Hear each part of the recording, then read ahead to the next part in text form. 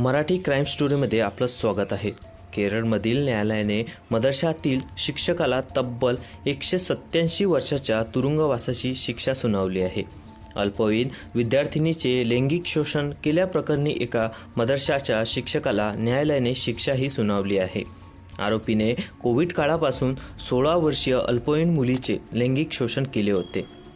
यासोबतच न्यायालयाने आरोपीला 9 लाख रुपयाचा दंडही ठोठावला आहे। आरोपीला दिलेल्या या शिक्षेची सर्वत्र चर्चा सुरू आहे। आरोपी शिक्षकाचे नाव मोहम्मद रफी आहे आणि त्याचे वय 41 वर्ष आहे।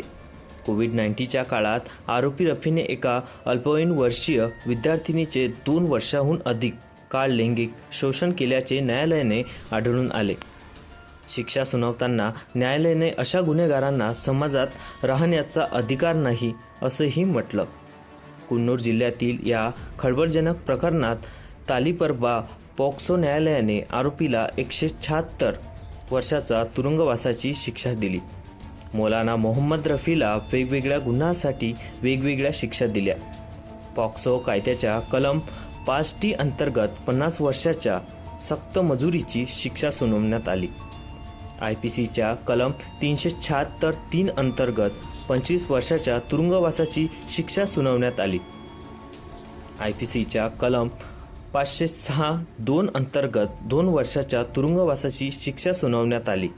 तर पॉक्सो कायद्याच्या कलम 5(1) आणि 5(f) अंतर्गत 35 वर्षाच्या तुरुंगवासाची शिक्षा सुनावण्यात आली। लैंगिक अत्याचारासाठी 20 वर्षाची आणि जबरदस्तीने अत्याचार केल्याप्रकरणी 20 वर्षाची शिक्षा सुनावण्यात आली। मार्च 2020 मध्ये आरोपी रफीने मुलीवर लैंगिक अत्याचार करण्यास सुरुवात केली।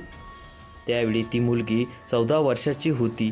2021 पर्यंत हा सगळा धक्कादायक प्रकार सुरू होता। याबद्दल कोणालाही सांगू नको अशी धमकी आरोपीने दिली होती। मात्र मुलीच्या वागण्यात बदल झाल्याने आणि तिला अभ्यासावर लक्ष केंद्रित होऊ न दिल्याने पालकांना संशय आला। त्यांनी तिला एका समुपदेशन केंद्रात नेले आणि तिथे हा प्रकार उघडीस आला।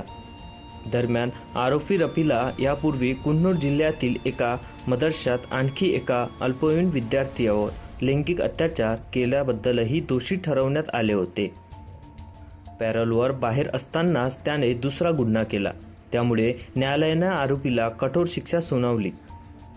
चॅनलवर नवीन असाल तर चॅनलला सबस्क्राईब करा, लाईक करा, कमेंट करा, बेल आयकॉन सुरू ठेवा जेणेकरून तुम्हाला नवीन स्टोरी मिळत राहील।